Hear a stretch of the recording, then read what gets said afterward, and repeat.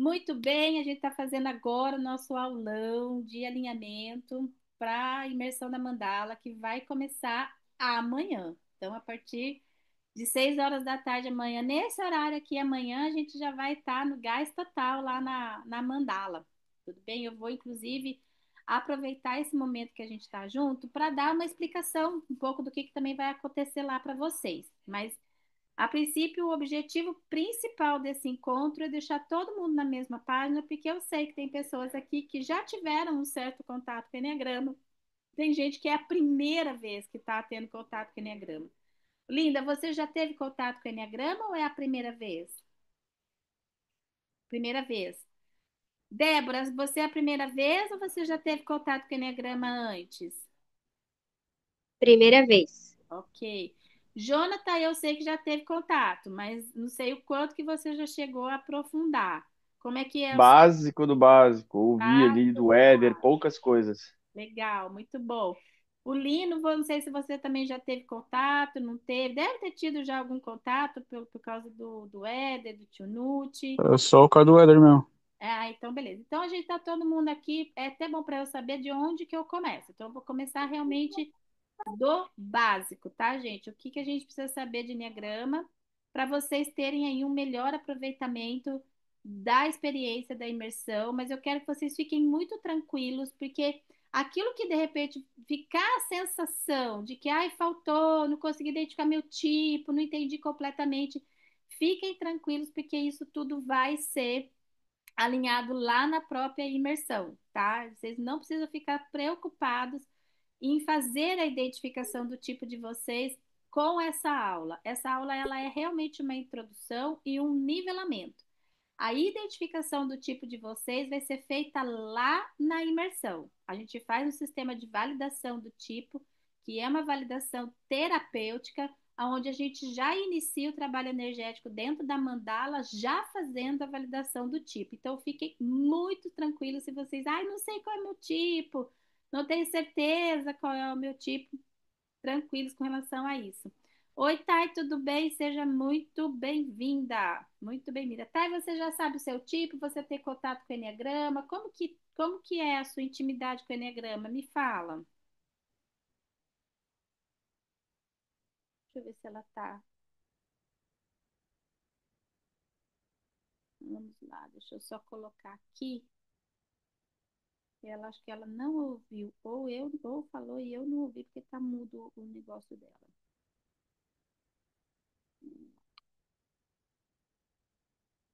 Vou compartilhar a tela para a gente ir seguindo aqui uma linha de raciocínio. Eu não sei se vocês chegaram a assistir as aulas gravadas que a gente tem lá do curso gravado, mas eu estou usando o mesmo material, só que eu não vou usar todas as lâminas do material, vou usar algumas lâminas. Então, assim, quando a gente fala do Enneagrama, gente, o principal, vamos dizer assim, a principal proposta do Enneagrama, de longe, não é você saber o seu tipo de personalidade.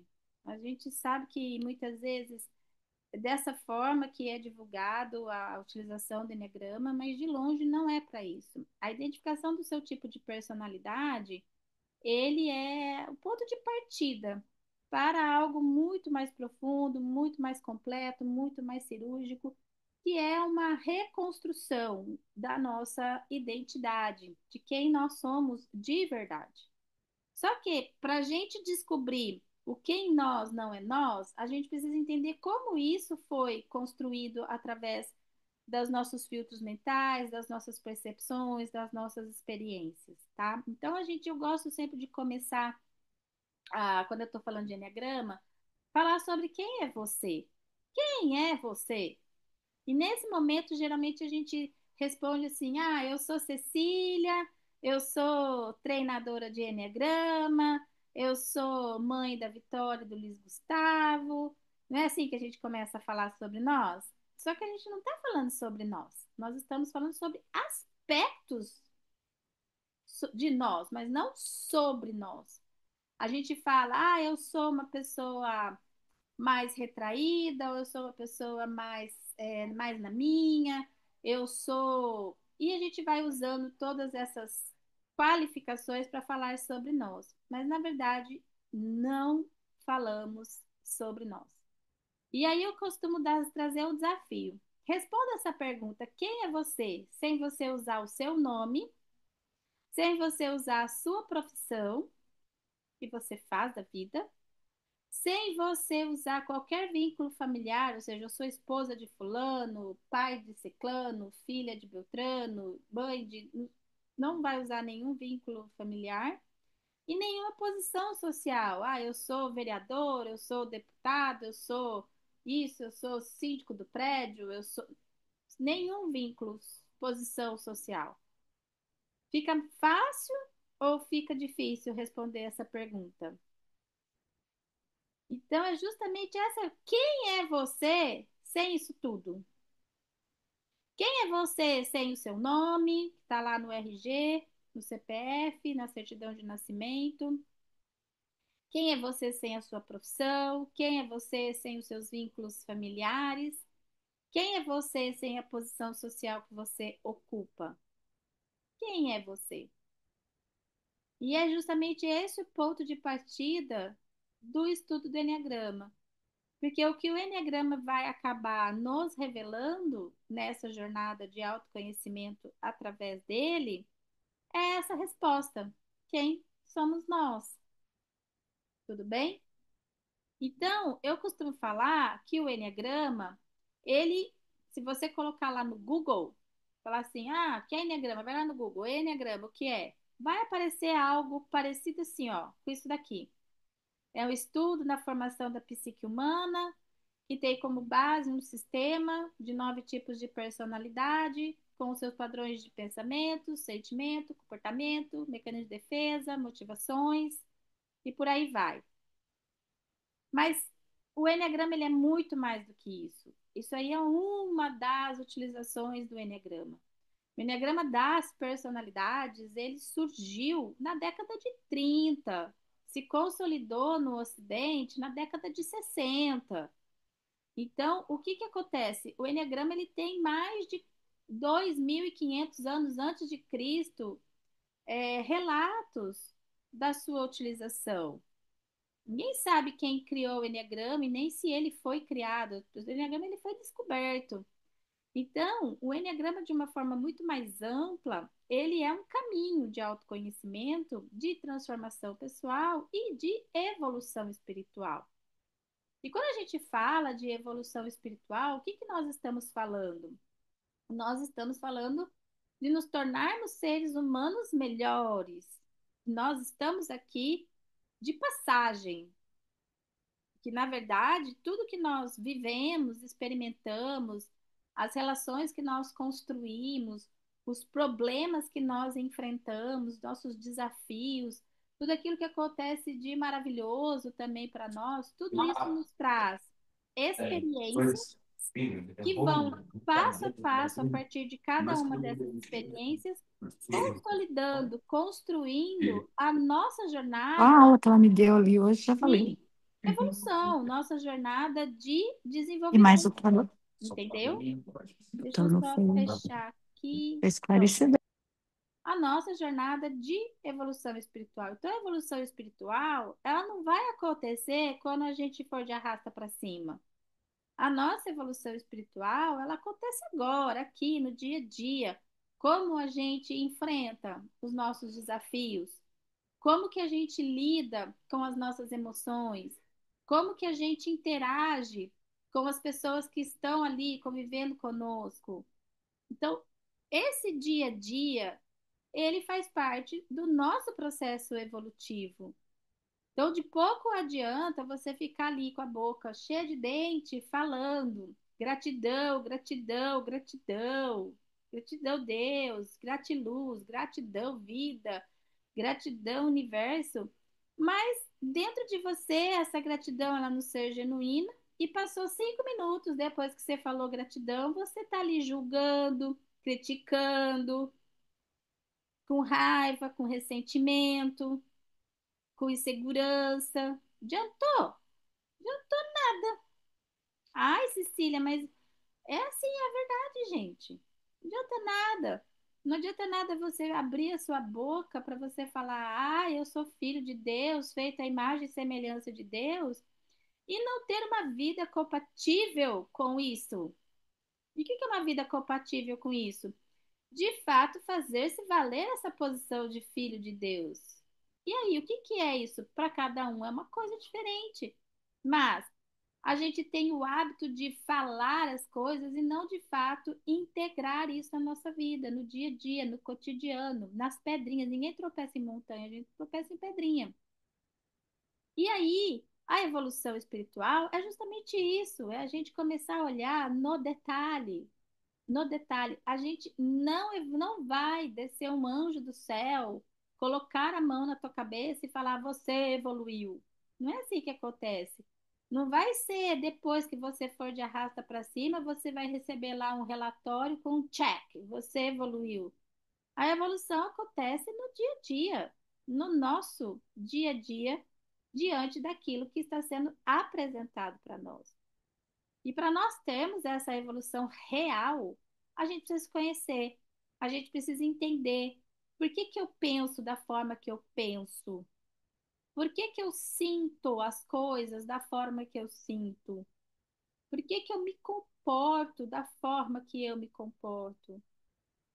E isso vai te ajudar a ter muito mais esclarecimento de como você funciona e, consequentemente, de refletir, analisar o que eu quero manter e o que eu não quero manter na minha vida.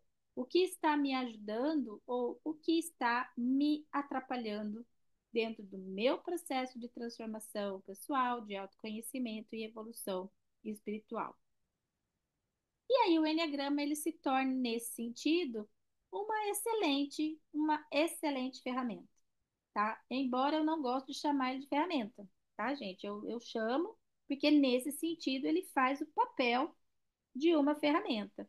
Mas ele é muito mais do que isso, ele é um sistema, tá? Muito mais amplo. E da onde que vem, né, o nome enneagrama? Vem dessa figura aí, ó, a mandala do enneagrama, que inclusive é o alvo, né, da nossa imersão no final de semana. Durante o final de semana nós estaremos ali, sexta, sábado e domingo, fazendo dinâmicas, vivências, trabalhos energéticos dentro dessa mandala, ok? Então, a gente compreender o que é essa mandala é uma das coisas que a gente precisa antes de ir para a imersão, tudo bem? Então, nós vamos falar sobre isso. Enneagrama, esse nome Enneagrama vem dessa figura. Enia significa nove, então são 9 pontos em uma figura. Então, é uma figura de 9 pontos, tá bom? Enneagrama é essa figura, que nada mais é do que a composição de três figuras geométricas. A mandala do Enneagrama é composta por três figuras geométricas: o círculo, o triângulo e essa figura que é a hexade ou hexade, tanto faz. É uma figura de uma estrela de 6 pontas, que é uma hexade. Cada uma dessas figuras representam uma lei universal, que rege, cada uma dessas leis rege o estudo do Enneagrama, rege a aplicação do Enneagrama. Então, qualquer coisa que nós vamos falar dentro do contexto do Enneagrama, uma dessas três leis estará ali dando suporte, dando lastro para aquilo que está sendo aplicado. Nada dentro do estudo do Enneagrama foge de uma dessas três leis. Nós vamos entender quais são essas leis.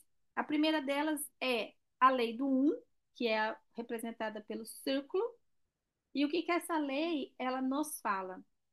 Que não existe nada desconectado. Tudo está conectado. Tudo está dentro do todo, não existe nada fora do todo, ou seja, tudo faz parte da criação. Então, o que que isso quer dizer? É, é uma inocência da nossa parte dizer que aquilo que acontece comigo não afeta o outro, e aquilo que acontece com o outro não me afeta, porque nós estamos conectados, nós fazemos parte de um todo, de uma criação. A gente pode dizer que esse círculo traz a representação do Criador, de Deus. Não existe nada fora do alcance de Deus. Tudo está sobre o alcance dele. Nós fazemos parte dele e ele faz parte de nós. Tudo é feito de uma mesma matéria-prima. Então, quando a gente fala, eu sou filho de Deus, a gente está se colocando onde? Dentro desse círculo, porque esse círculo representa a criação. Então, é a união de tudo, tudo está conectado. E quando a gente traz isso para a visão da mandala, o que que a gente entende? De fato, né? Esse círculo conecta todos os pontos, sim ou não? E aí, nesse momento, vem a explicação de uma coisa muito comum que acontece quando a gente tem o nosso primeiro contato com o Enneagrama, que é a tal da confusão. Nossa, não sei qual é o meu tipo. Eu me vi no um, mas eu também me vi no 6. Eu me vi no 2, mas também me vi no 3. Eu me vi no 9, mas também me vi no um. Eu me vi no 5, mas também me vi no 4. O que quer dizer isso? Que você não está sabendo se identificar? Não. É a ação dessa lei. Tudo está conectado. Então, todos nós temos um pouco de cada um dos 9 tipos de personalidade em nós. Por isso que a gente consegue um fenômeno muito maravilhoso, que é quando eu uso o Enneagrama em mim, automaticamente eu consigo usar o Enneagrama nas outras pessoas. Quando eu passo pelo processo, eu consigo ajudar outras pessoas a passarem pelo processo. Quanto mais eu conheço de mim, mais eu conheço sobre o outro. Justamente porque existe essa conexão, existe esse espelhamento. Então, todo mundo tem um pouquinho de cada um. No entanto, nós estamos fixados, nós estamos presos, condicionados em apenas um ponto. Tudo bem? É como se fosse um ponto dominante, um ponto para onde a gente sempre volta. É um ponto onde a gente tem um vício emocional que nos prende nele, condicionamentos que nós fomos construindo ao longo da nossa jornada de vida e que a gente fica ali naquele mundinho fechado dentro daquele ponto. Esse é o princípio da lei do um, ok? Aí a gente vai para uma segunda lei, que é representada pelo triângulo. É a lei do 3. E o que que essa lei ela diz para nós? Para que tudo se manifeste nessa vida, são necessárias 3 forças. Uma força positiva, uma força negativa e uma força neutralizadora, que é um ponto de equilíbrio entre a positiva e a negativa. E isso a gente pode extrapolar para o próprio átomo. Se a gente pensar no átomo, tudo é feito de átomos, certo? O átomo ele tem prótons, elétrons e nêutrons, que são cargas positivas, negativas e neutras. Então, essa lei, ela diz para nós o seguinte: em tudo que existe, em tudo que existe, existe essas 3 forças. Em nós, no computador, no outro, em uma situação, em algo que a gente está almejando, tudo tem essas 3 forças. E o caminho é o caminho do meio. Então, essa lei, ela nos mostra que o nosso ponto de equilíbrio é o nosso caminho de evolução. Muitas vezes, quando a gente entra dentro do universo do autoconhecimento, nós temos uma forte tendência de querer virar positivista. A gente vem com aquela história, ai, pensamento positivo, que eu falo que é a espiritualidade tóxica, o autoconhecimento tóxico. Porque a gente fica ali, ah, eu não posso ter pensamento negativo. Ah, santa ilusão. Me diz quem é o ser humano desse planeta que não tem pensamento negativo? Não tá nesse planeta. Sinto muito. Aqui, não. Neste planeta, não. Então, assim, pensamentos negativos fazem parte de nós. E pensamento negativo está falando de quê? Mágoa, tristeza, ressentimento, vergonha, culpa, remorso, medo, raiva, ódio, sim? Inveja, orgulho, vaidade, sim ou não? Preguiça. Isso tudo é negativo, sim? E todo mundo tem. Todo mundo tem. E aí você entra no universo do autoconhecimento e falam na tua orelha uma grande asneira. Não pode ter esses pensamentos negativos. Pronto, instalou um outro pensamento negativo na tua cabeça. Porque aí você começa a se sentir o quê? Incapaz. Ai, que meleca, mexeu com a sua crença de capacidade. Porque você, por mais que se esforce, você fala, eu não consigo deixar de ter. É verdade, faz parte do ser humano. É como se nós estivéssemos negligenciando a nossa própria forma de ser. Bacana, eu tenho pensamento negativo. E agora, o que que eu faço? Eu busco o ponto de equilíbrio. Porque se você ficar tentando ter só pensamento positivo, você vai entrar em colapso. Você vai entrar em colapso emocional, colapso mental, porque é impossível, pelo menos aqui nessa nossa existência, eu estou falando, você ter 24 horas por dia, 7 dias por semana, só pensamento positivo, lascou. Já desiste antes de começar. Então, o enneagrama, a proposta não é você se tornar um positivo tóxico, é você buscar o quê? O seu caminho do meio, o seu ponto de equilíbrio. É você conseguir identificar o porquê você está sentindo mágoa e conseguir sair desse estado de mágoa facilmente. Mas não significa que aí eu tenho que ir para o outro extremo. Aí eu estou magoado, posso ficar magoado, então eu vou ficar feliz. Não, é um ponto de neutralidade. É um ponto de equilíbrio, aonde nem a mágoa te consome, nem o êxtase também te consome. Você consegue ficar ali num ponto mais equilibrado. E nesse lugar do ponto de equilíbrio, que é o que essa lei do 3 nos chama a olhar, é o que o tão famoso e chamada inteligência emocional. Quem já ouviu falar sobre isso, né? Todo mundo fala, mas parece cocô de índio, porque ninguém vê, tudo bem? E o que que acontece? Inteligência emocional, o que o povo prega por aí, é você fazer cara de paisagem pelo que está acontecendo, é você controlar suas emoções, é você não mandar a pessoa para aquele lugar, é você não explodir, você não xingar, mas por dentro você tá um furacão em erupção. Adiantou? Nada, fez foi piorar a situação. Então, a inteligência emocional de verdade, real, ela vem de um equilíbrio interno e não externo. É interno. O externo vai ser uma consequência. E para que a gente consiga ter esse equilíbrio interno das nossas emoções, o que que precisa acontecer? A gente precisa ajustar essas duas forças, a positiva e a negativa, dentro de nós. O masculino e o feminino dentro de nós. Tudo bem?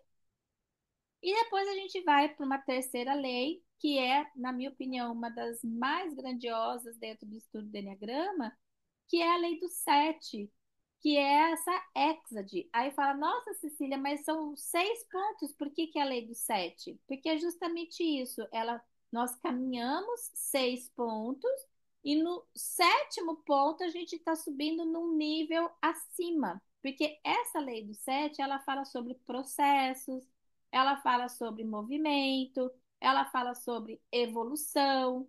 Então, toda vez que a gente toma uma decisão e a gente entra no movimento em prol dessa decisão que nós tomamos, a gente está aplicando a lei do sete.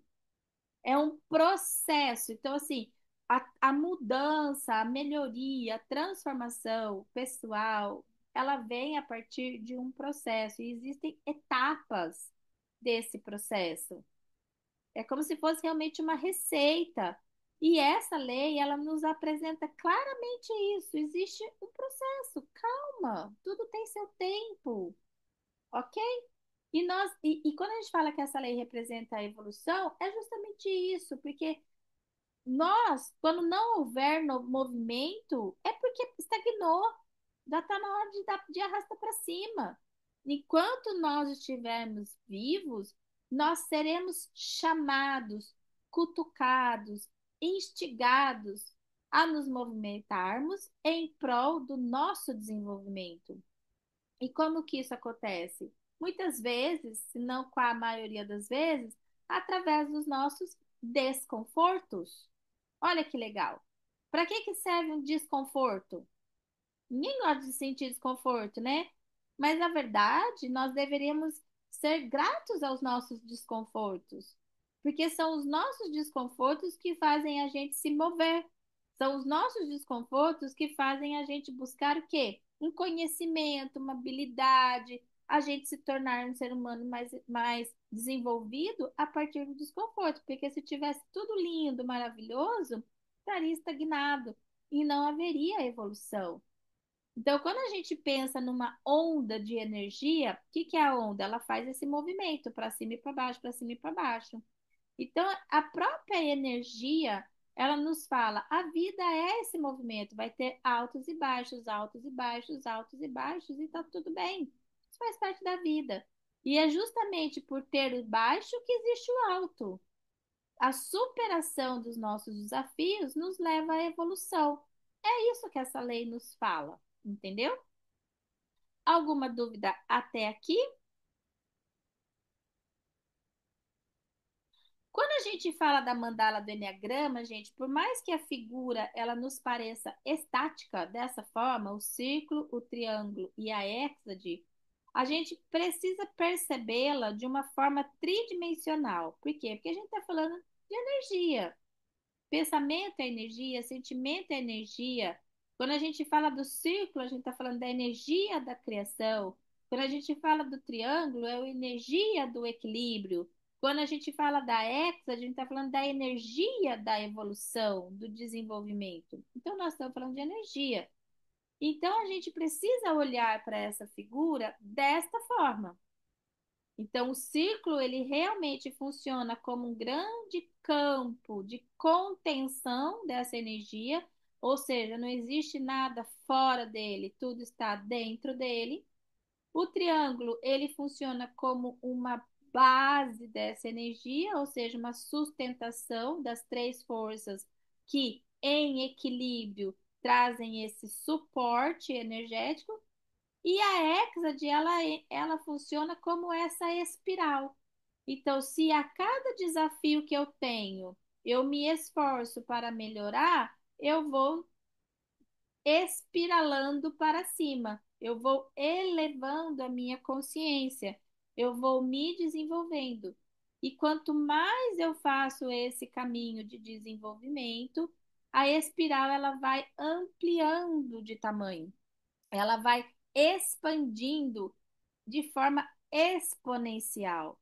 Então, um pequeno movimento que eu faça já é mais do que suficiente para uma grande expansão. É assim que funciona o universo. Não precisa mover montanhas. Às vezes precisa você só tirar uma pedrinha do sapato para que uma mudança incrível aconteça na sua vida. E o Enneagrama, ele nos mostra exatamente qual é a pedrinha do meu sapato que eu estou precisando tirar para que eu possa ter essa expansão, como essa espiral está nos mostrando. Tudo bem? Alguma dúvida até aqui, minha gente? Bacana. Então, se não tiver, vou seguindo.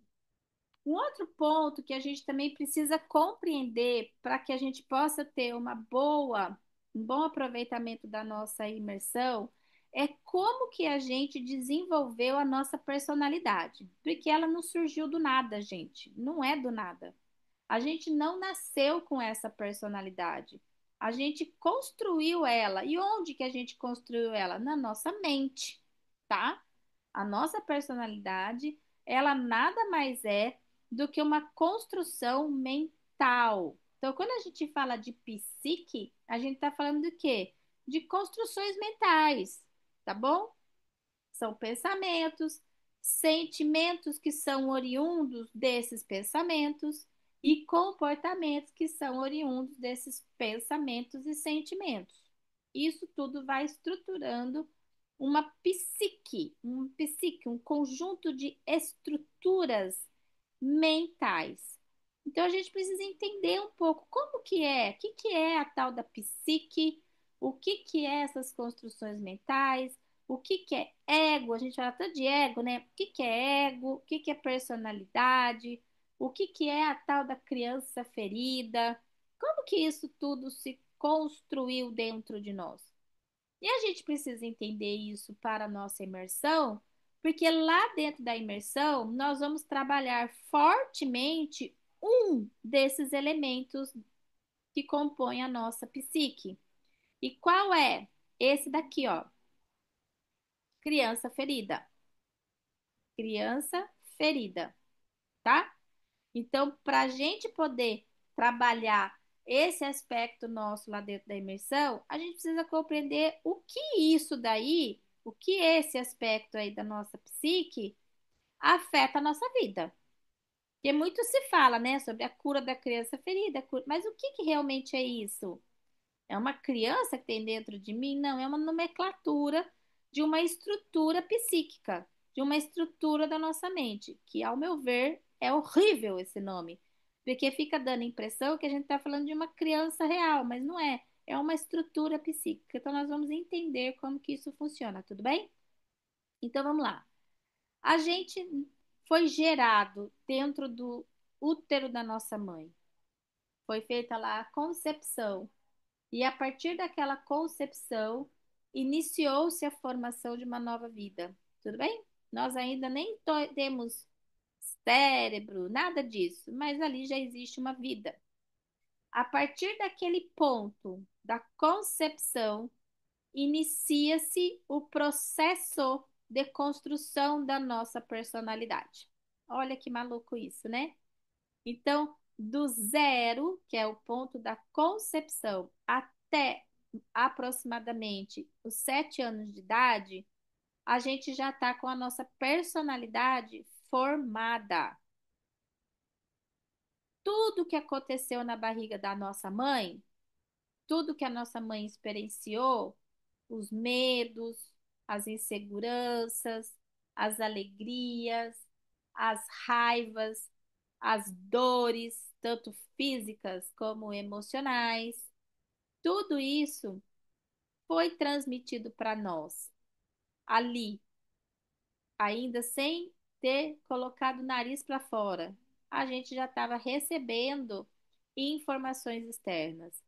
E tudo isso gerando o que dentro de nós? Percepções. A partir dessas percepções, nós fomos sentindo o que era bom e o que era ruim, o que trazia conforto e o que trazia desconforto.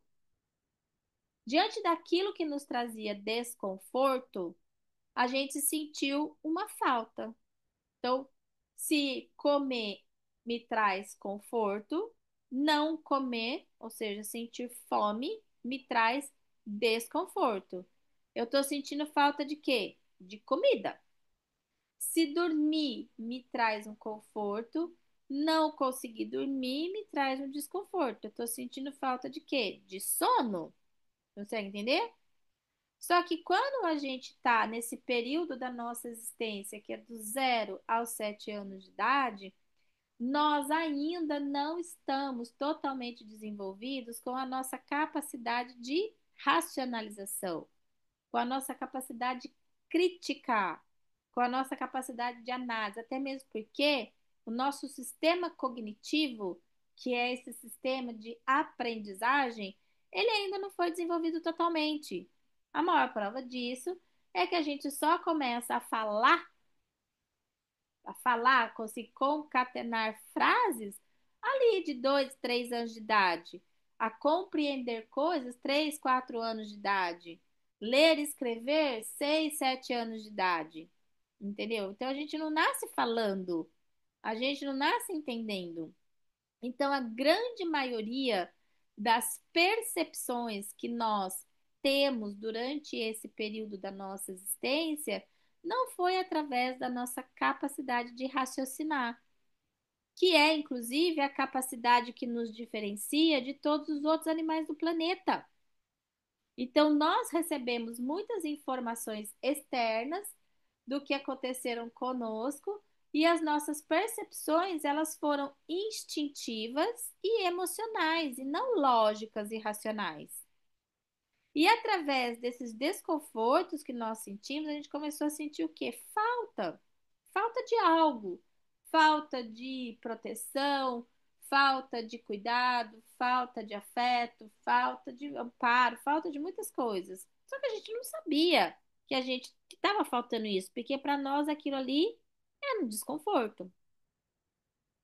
E automaticamente, quando você sente falta de algo, aí você vai sentir o quê? A contrapartida. Se eu tô sentindo falta, é porque eu quero. Porque se eu não quisesse, eu não sentiria falta. Você sente falta de uma coisa que você não quer? Não, né? Você só sente falta do que você quer. Então, se eu sente falta, se eu sinto falta, automaticamente me gera o quê? Um desejo. Do quê? Disso que faltou. E isso gera em nós um bloco de dor. Um bloco de dor, que existe uma cola emocional, porque está faltando algo. E essa dor, ela gera o quê? Um medo.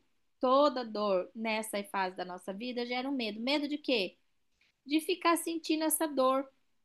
A única coisa que a gente quer é não sentir essa dor. Então, esse bloco de dor, daquilo que nos faltou, que nos gerou um medo de ficar sentindo essa dor, é chamado de quê? De criança ferida. A criança interior, que no enneagrama a gente chama de criança anímica, são todas as memórias daquilo que nos aconteceu quando a gente era criança.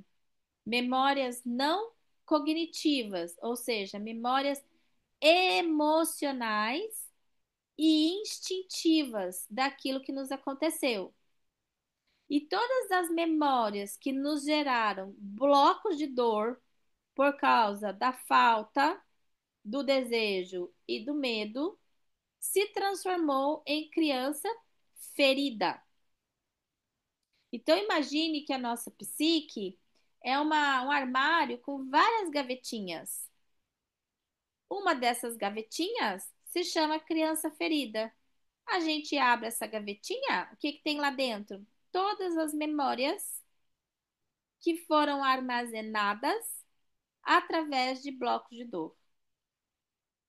E essas memórias, por que que nem sempre a gente tem lembrança disso? Por causa do nosso sistema de proteção.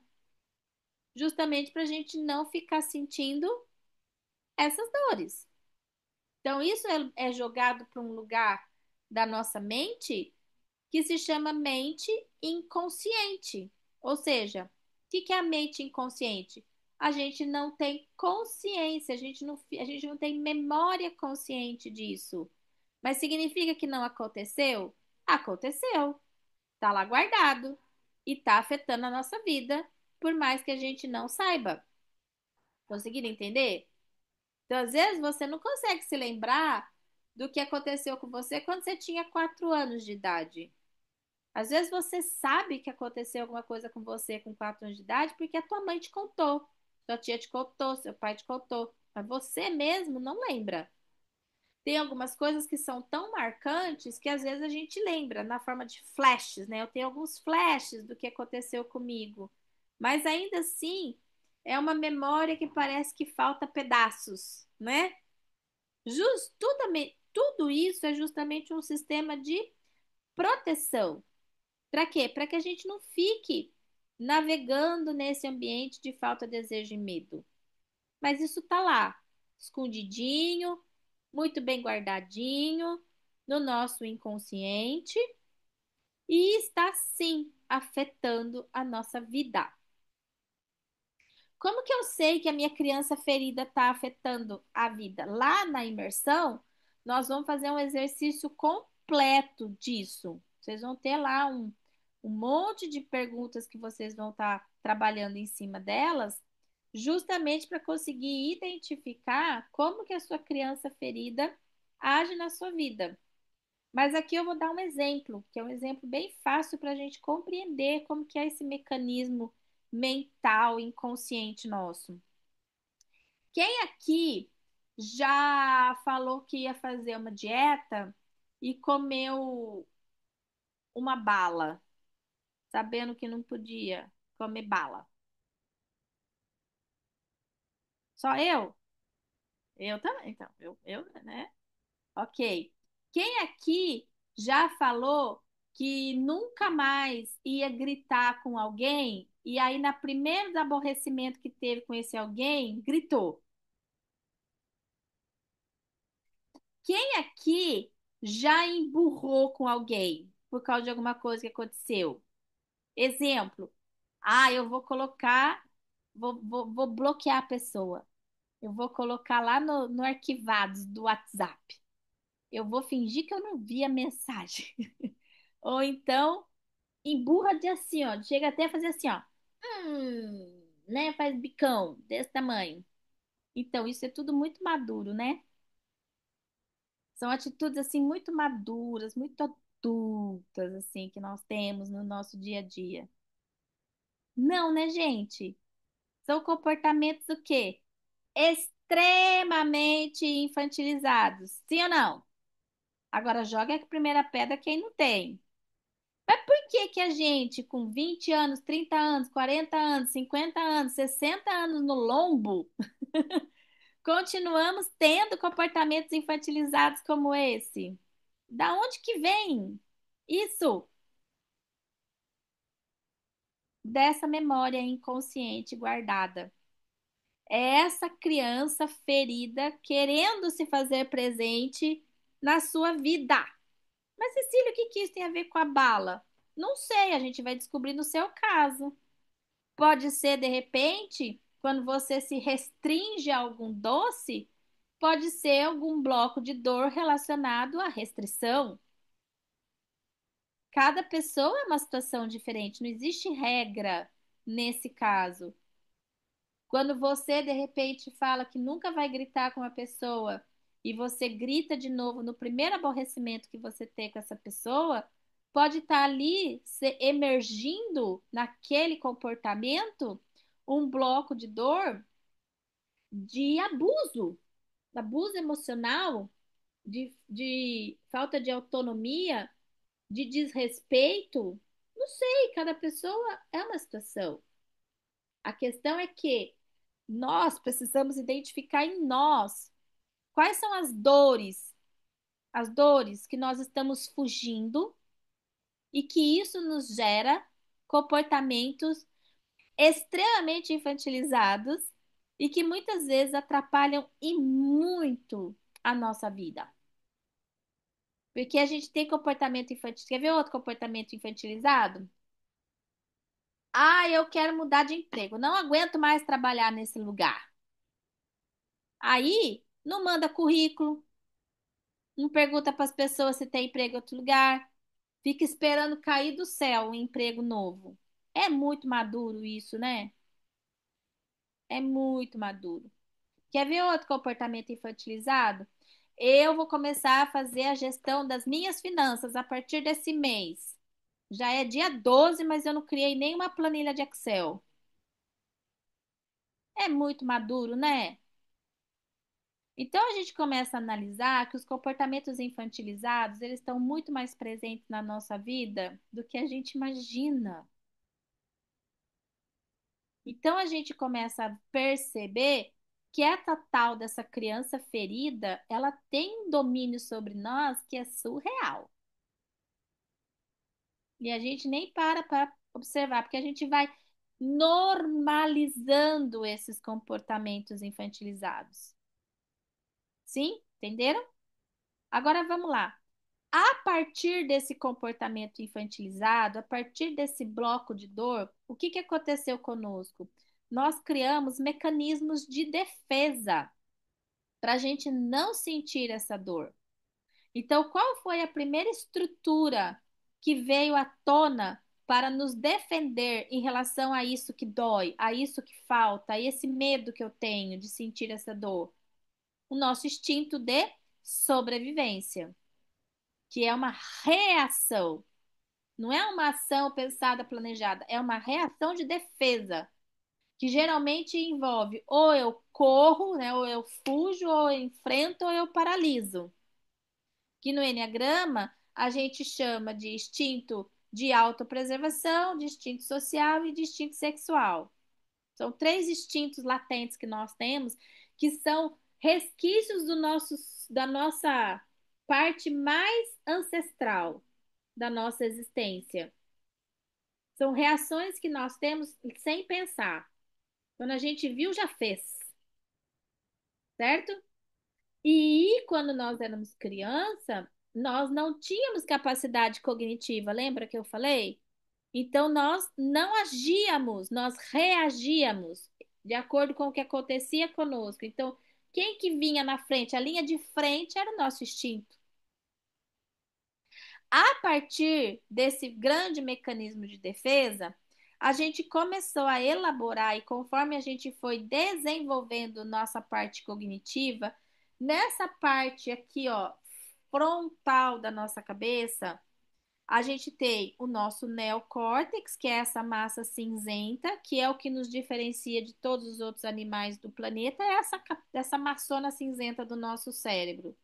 A parte emocional e a parte instintiva é bem pequenininha aqui atrás. A emocional é no meio do cérebro, uma boliquinha, e a instintiva é bem pequenininha aqui atrás. Toda essa massa cinzenta é a nossa parte do nosso córtex, né? Do nosso neocórtex. Neocórtex porque é a parte nova que foi produzida depois no nosso cérebro e que nos torna seres racionais. Lembra lá que a gente estudou na oitava série? Na sexta série, na sétima série?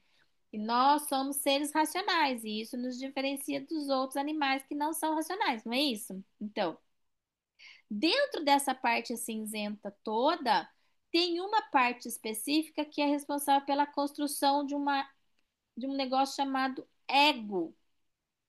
Então, o que que é ego? Ego é um conjunto de crenças que nós estabelecemos em cima do que é seguro, do que é possível ser controlado e do que é reconhecido em nós. Então, eu costumo falar que o nosso ego, ele tem três perninhas que o sustenta, que é a falta de desejo, medo. O nosso ego, ele foi construído a partir de um bloco de dor emocional da nossa criança ferida. Em outras palavras, o nosso ego, ele existe para defender essa estrutura chamada criança ferida. A principal função do nosso ego é fazer com que a gente não sinta essa falta, que foi onde tudo começou. O ego, não é que o ego não quer que a gente não sinta medo, o ego não quer que a gente sinta essa falta. E para nós não sentir, porque a falta foi onde tudo começou. Então, para nos proteger dessa falta, a gente vai estabelecendo pensamento, formas de pensar a respeito das coisas. Então, o ego, ele é construído já nessa parte racional. Quando a gente começa a desenvolver a nossa capacidade de entendimento das coisas. Sabe lá, quando a gente é criança, beabá, sabe lá? Um mais um, dois. Meu nome é Tananã. Quando a gente começa a ligar os pontinhos e a compreender as coisas, a gente inicia automaticamente a construção do nosso ego, como uma forma de defesa daquilo que nos falta. E esse ego, ele se expressa através da nossa personalidade. E o que que é a personalidade? É um conjunto de padrões que são estabelecidos, formas de pensamento, sentimentos e comportamentos padronizados. Mas isso surgiu do nada? Não. Isso foi sendo construído através da observação, através do que doía e não doía. Exemplo, eu vou lá e xingo a minha mãe. O que vai acontecer? Eu vou apanhar. Eu vou xingá-la de novo? Não. Pronto, modelei. Eu vou lá, bato no meu coleguinha. Eu vou bater, vou apanho também, fico de castigo. Eu vou bater de novo? Talvez. Sim, não. Então, essa criança, por teste, ela vai testando. Isso dói, isso não dói. Isso pode, isso não pode. Isso é bom, isso não é bom. E conforme ela vai fazendo esses testes, ela vai compreendendo através desse ego o que pode, o que não pode, o que é bom e o que não é bom. E cria-se aí um padrão, um padrão do que pode fazer, do que não pode fazer, do que é certo, do que é errado, do que é bom, do que é ruim. E até os 7 anos de idade, esse padrão ele já está construído. A partir dos 7, isso só vai ser o quê? Consolidado. Mas a construção desse padrão acontece até os 7 anos de idade. E dentro do estudo do Enneagrama, a gente consegue identificar 9 padrões. Tudo bem? Com as suas variações, mas são 9 padrões centrais.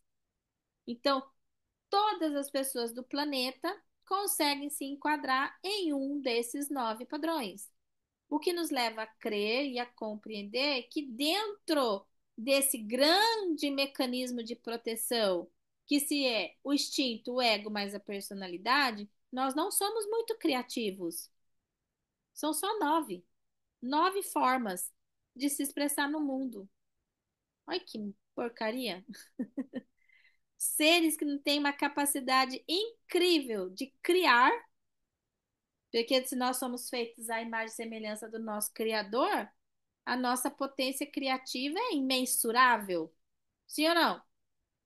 Em essência, nós somos uma grande potência de criação. No entanto, nessa capa de proteção, nós nos retraímos, nós nos restringimos, nós nos enquadramos dentro de padrões. E no Enneagrama, a gente tem um mapa que nos mostra exatamente como cada um desses 9 padrões funcionam. Então, quando a gente fala dentro do Enneagrama de vício emocional, vício mental e mecanismo de defesa, a gente está falando de quê? De padrões. Padrão de pensamento, de sentimento e de comportamento. E quando a gente fala de essência, e a gente fala de virtude e de ideia superior sobre nós mesmos, a gente está falando do que foge desse padrão, quando a gente consegue se desidentificar desse padrão. Só que para a gente poder se expressar no mundo a partir da nossa essência e não mais a partir do nosso ego, qual que é a primeira coisa que a gente precisa fazer? Descobrir o que em mim é o meu ego, o que em mim é minha personalidade, o que em mim não sou eu. Então, lembra aquela pergunta lá do começo? Quem sou eu? Ela vai começar a ser respondida de uma forma reversa. A gente vai começar a responder aquela pergunta dizendo o que em mim não sou eu.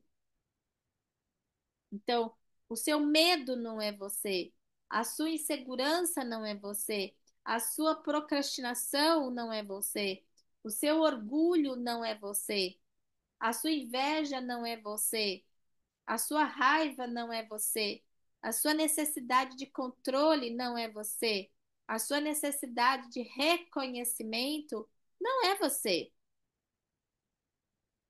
São padrões que o Enneagrama traz isso com muita propriedade. Tudo bem? Alguma dúvida até aqui? Se não, eu já vou entrar numa na explicação do dos 9 tipos de personalidade que eu acredito que a gente precisa dar uma pincelada neles para vocês começarem a se auto-observar. Então, assim, de forma alguma, nessa aula aqui de 2 horas, eu tenho a pretensão de fazer com que vocês consigam descobrir qual é o tipo da personalidade de vocês. Não é esse o objetivo. Óbvio que às vezes, dependendo do que você ouvir a partir de agora que eu vou falar sobre os 9 tipos de personalidade, pode acontecer de você falar essa aqui, esse aqui é o meu traço de personalidade, porque às vezes ele vai se tornar muito óbvio para você e tá tudo bem. E às vezes não. Às vezes você vai ouvir você vai falar assim, eu faço isso, eu tenho esses comportamentos. Aí você vai ouvir um outro, também faço, também tenho esses comportamentos. E aí você às vezes vai ficar em dúvida entre 2 ou 3. Tá tudo bem também. Não tem certo, não tem errado. Esse primeiro contato que vocês estão tendo, essa primeira vez que vocês vão ouvir, algumas pessoas já ouviram em algum outro momento, mas dentro do nosso contexto, é a primeira vez que vocês vão ouvir falar sobre os 9 tipos de personalidade. A proposta aqui é fazer com que vocês iniciem esse processo de auto-observação, porque a consolidação disso nós vamos fazer lá na imersão. Tudo bem? Oi, Grácia, não tinha visto você antes de ter começado. Tudo bem? Seja muito bem-vinda. Então, eu vou começar aqui. A Pamela também eu não tinha visto que ela tinha entrado. Oi, Pamela, tudo bom? Então, eu vou começar a explicação dos 9 tipos, óbvio que de uma forma bem resumida. Lá na plataforma que vocês receberam acesso, tem uma explicação mais detalhada, tá? Então, depois, se vocês quiserem assistir com mais riqueza de detalhes, vai ter lá. Meu objetivo aqui é realmente a gente fazer esse nivelamento, a gente compreender como são as principais características desses 9 tipos, tá bom? Deixa eu só compartilhar a tela com vocês.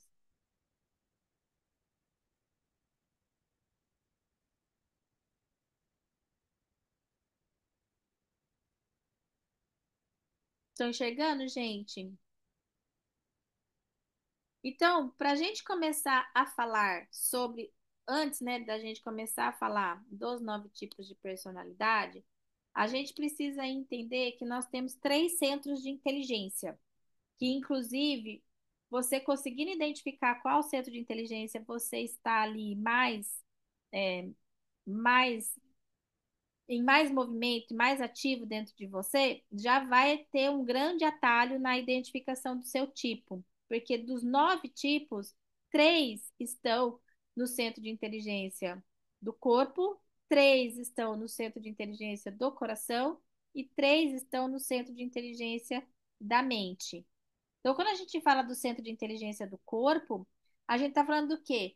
De uma energia instintiva, de uma energia mais aterrada, de pessoas mais práticas, de pessoas mais resolutivas, pessoas que têm um senso de resolver as coisas de uma forma muito prática, tá bom? São pessoas que elas estão muito presentes no aqui e no agora. Então, elas não ficam assim muito trazendo memórias do que aconteceu, elas não ficam muito ressentidas, ai, porque aconteceu isso, aconteceu aquilo. E nem também são pessoas ansiosas que ficam se perdendo em coisas que ainda nem aconteceram. Elas têm um senso de presença muito grande.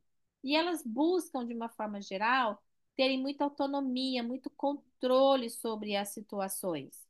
Dentro desse centro, a gente está falando do 8 e do 9 e do 1. Então, eu vou falar deles daqui a pouco com mais detalhes. Aí depois a gente tem um outro centro de inteligência que é o emocional. O emocional já é a energia do sentir, do coração, das emoções. São pessoas mais sensíveis. São pessoas que estão ali, tanto que elas falam muito sobre sentimentos. Elas são movidas muito pelo que elas sentem. São pessoas que elas têm sim uma tendência de buscar as suas memórias, principalmente memórias emocionais, para tomarem decisões. Então, elas ficam muito voltadas ao que aconteceu, tá? Elas vivem mais no passado do que no presente. E elas têm uma tendência muito forte de buscar o quê? Buscarem serem reconhecidas, valorizadas, amadas, Elas querem de alguma forma ter isso. E por fim, a gente tem as pessoas com o centro mental mais desenvolvido. Essas pessoas, elas estão na energia do pensamento, da racionalização, da imaginação, da criação, do planejamento. Então, são pessoas mais voltadas para o futuro, porque elas estão pensando no que pode acontecer, no que pode ser. Elas são umas, e elas têm uma tendência de buscar o quê? Segurança, liberdade. Então, quando elas ficam planejando, projetando, elas estão buscando caminhos para se sentirem mais seguras. Então, nesses três centros de inteligência, o que que a gente tem que entender? Os motores, eles querem ter controle, são aterrados e muito práticos.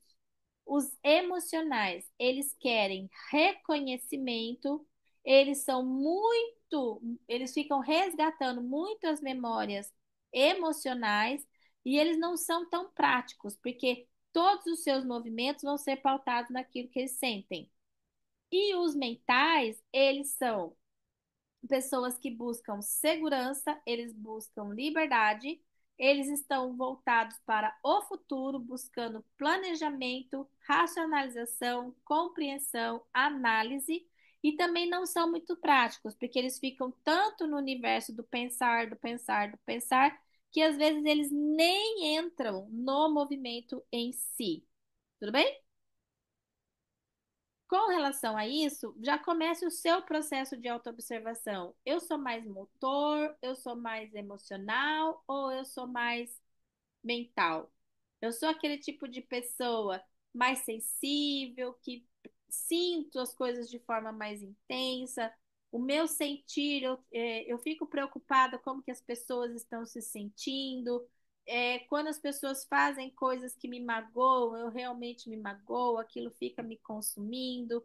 Eu tenho realmente uma memória muito forte em relação a tudo que me aconteceu e eu tenho uma dificuldade de me libertar dessas memórias. Possivelmente você é um emocional. Ah, não, eu sou uma pessoa bem prática, eu quero resolver as coisas rápido, eu não tenho muito mimimi, para mim é papu, eu não tenho muitas papas na língua, o que tem que falar, o que tem que fazer, tem que fazer, quanto mais rápido fazer, melhor. Essa coisa de ficar lá puxando o que aconteceu, nem já aconteceu, já foi, o boi com a corda, bola para frente, vamos fazer as coisas que tem que fazer. Não fique também pensando muito, ai, porque isso vai dar certo ou tá errado. Vamos fazer logo, que aí a gente já vê o que que vai dar. Possivelmente você é um motor, uma energia do corpo. Não, gente, a gente tem que planejar direitinho, a gente tem que analisar todas as situações, vamos fazer uma planilha de Excel, vamos fazer um levantamento melhor, vamos analisar tudo. Ai, não, a gente tem que estudar melhor essa situação. Ai, não sei, eu tô com medo de começar uma coisa e não dar certo lá na frente. Possivelmente você é um mental. Tudo bem? A diferença ficou clara? Joia. Então, agora, entendendo como que funcionam os mentais, a gente vai iniciar a tipologia. Então, a gente tem aqui o tipo 8, 9 e 1, que são os instintivos. Vou começar por eles, porque a gente vai fechando as tríades, tá? Por isso que eu não vou começar pelo 1, porque senão fica quebrada a tríade. Vamos fazer a tríade dos instintivos, né, que é do corpo, depois emocionais, depois mentais. Então, o que que a gente tem? O primeiro dos instintivos é o 8.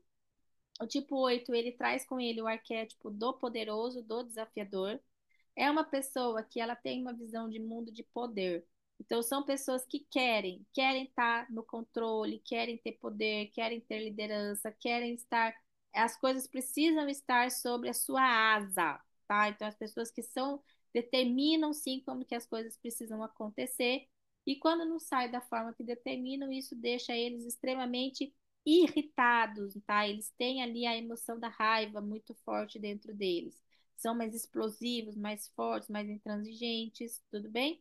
Eles carregam com ele o vício emocional da luxúria. E o que que é a luxúria aqui no caso? É da intensidade. Então, eles são pessoas muito intensas. Tudo que eles fazem com muita intensidade. Para eles, aquela frase, né? Seja tudo ou seja nada, faz todo sentido. Ou é tudo ou é nada. O meio termo para eles, eles vomitam. Então, são pessoas que, quando as coisas não dão certo para eles, quando alguém pisa na bola com eles, quando alguém fura com eles automaticamente veem neles um sentido, um desejo de vingança. Mas essa vingança é porque eles vão ali matar alguém? Não, a vingança às vezes é deixar no gelo, não responder uma mensagem no WhatsApp, ou então cortar a relação com uma pessoa, dificultar às vezes alguma coisa para alguém. Então, assim, eles têm esse desejo de vingança quando alguém pisa na bola com eles. O mecanismo de defesa do 8 é a negação. Então, como eles são extremamente controladores, como eles são extremamente exigentes, como eles são extremamente determinantes, eles têm uma dificuldade enorme de aceitar o quê? Sugestão, aceitar mudança. Então, quando chega no momento deles alguma coisa diferente, quando é oferecida uma coisa diferente, quando é dada uma sugestão diferente, que vai contra aquilo que ele determinou, ele tem um mecanismo de defesa de negar. Então, num primeiro plano, ele não vai querer, ele vai criar uma resistência para se proteger. Aí depois, conforme ele vai analisando melhor, racionalizando, se ele vê que isso vale a pena, que isso é bom, aí ele pode vir a mudar de ideia. Mas a princípio, a resposta é não. O não é certo, tá? E o grande motivador dessa pessoa, a grande motivação central dessa pessoa é ser respeitado. Então, o tipo 8 é aquela pessoa que ele fala assim: eu prefiro ser respeitado do que ser amado. Você não precisa me amar, mas eu quero que você me respeite. Você não precisa gostar de mim, mas me respeitar eu exijo. Então ele não faz muita questão das pessoas gostarem dele, até mesmo porque ele sabe que esse jeitão meio tosco dele, as pessoas menos gostam, né? O mais comum que tem para um tipo 8 é as pessoas não gostarem do tipo dele. Por quê? Porque ele é intransigente. Tudo bem? É uma pessoa intransigente. E nesse nível de intransigência, ele tá pouco se lascando se as pessoas estão gostando ou não. O que ele quer mesmo de verdade é que ele seja respeitado, que as ordens dele sejam obedecidas. Tudo bem? Ok? Aí a gente tem um outro motor que é quem? O 9. O 9, ele carrega com ele o arquétipo do pacifista, do mediador. Ele é controlador? Ele é tão controlador quanto o 8, só que a forma dele controlar é completamente diferente. Como que o 9 controla as coisas? Mediando, deixando as coisas tudo bem. Então é aquela pessoa que evita conflito, abre mão de si mesmo, das suas próprias necessidades, porque isso pode gerar um conflito.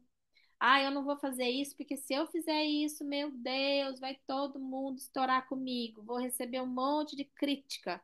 Então ele abre facilmente mão de si mesmo, facilmente do que ele quer, em prol do quê? Da paz, paz mundial. Então é uma pessoa voltada para o quê? Para ter paz. Essa é a grande motivação do 9.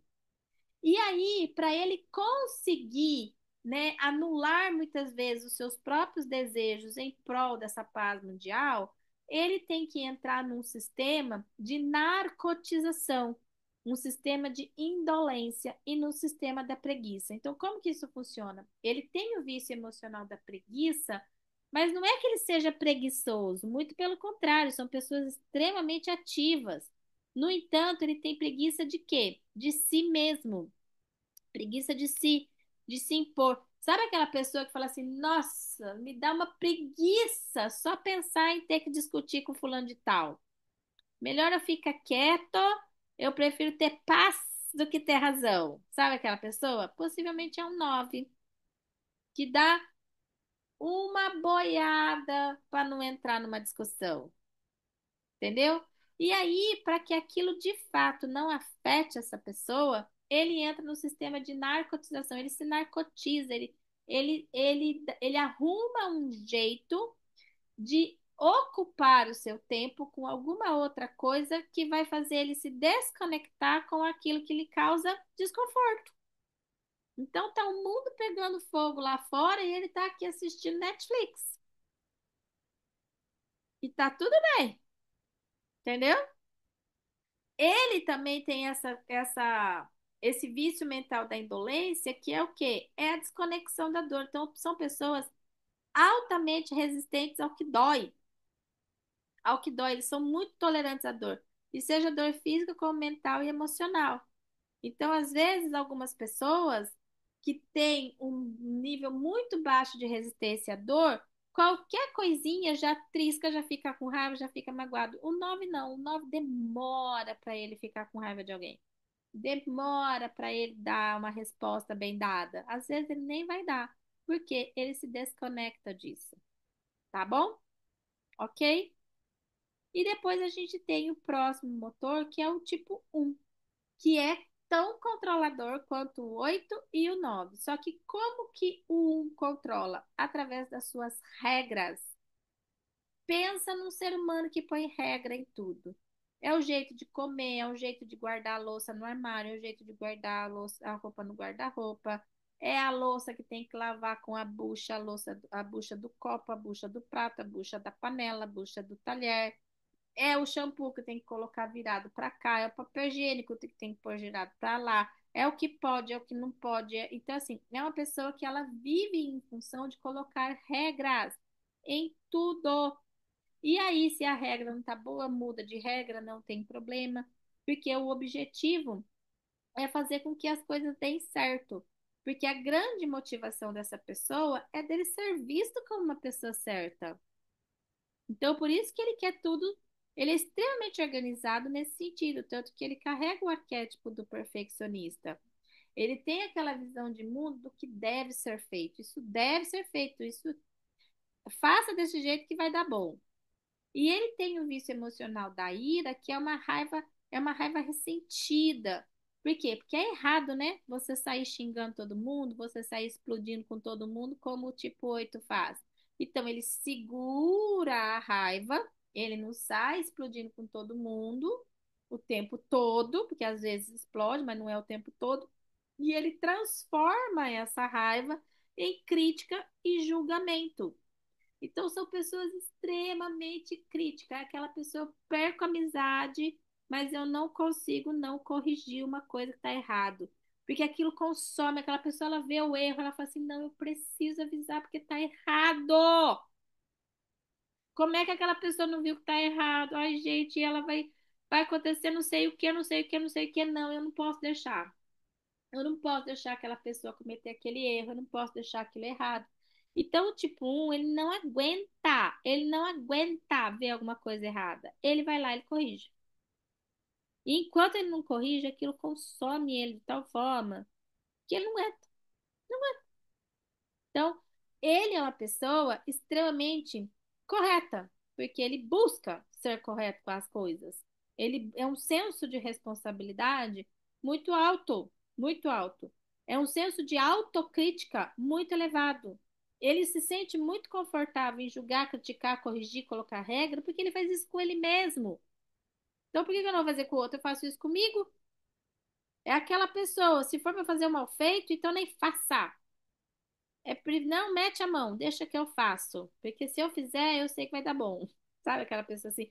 Dificuldade extrema de delegar. Porque ele tem certeza absoluta que o outro não vai fazer tão bem como ele faz. E que depois ele vai ter que sair corrigindo. E isso para ele dá Nossa, fazer retrabalho para um tipo um é o ó do borogodó. Então, às vezes, ele nem deixa as pessoas fazerem. Ele fica ali se sobrecarregando, fazendo demais por causa disso. E são pessoas que têm mecanismo de defesa da reatividade, ou a gente pode chamar assim do ressentimento. A palavra correta seria até isso, ressentimento. Porque quando não seguem a regra dele, ele fica ressentido, porque é aquela assim, eu avisei, eu disse. Se você tivesse feito do jeito que eu falei, não teria acontecido isso. Você não me ouviu, né? Então, isso gera dentro dele um grande ressentimento, porque ele fala assim, cara, a regra é clara, é só seguir a regra. Por que que não fez do jeito que tinha que fazer? Então, nele existe um tipo de um inconformismo interno. É tão óbvio, sabe aquela coisa assim? É um, tá, gente? Fechando, alguém aqui já se viu no 8, no 9, no 1? já ficou assim meio óbvio, porque é muito caricato a forma como eu tô falando, tá? Então, isso é justamente para que vocês consigam se perceber. É meio que eu uso, às vezes, a caricatura justamente para ficar óbvia para vocês, tudo bem? Então, se você de repente fala assim, eu já me vi no 1, vai aceitando que dói menos, tá? Mais ou menos isso. Aí eu vejo os risinhos assim, ó. Os dedinhos vai saindo assim, eu consigo eles não conseguem se conter, tipo assim, né? Aí a gente vai para a tipologia dos emocionais. Então, lembra, os motores eles querem controle, os emocionais eles querem o quê? Reconhecimento, tá bom? E eles querem reconhecimento de forma diferente. E aí a gente tem o primeiro emocional, que é o tipo 2. O tipo 2 é a pessoa mais maluca que vocês podem imaginar na face da Terra. Porque ele quer ser ajudado, mas ele não pede ajuda.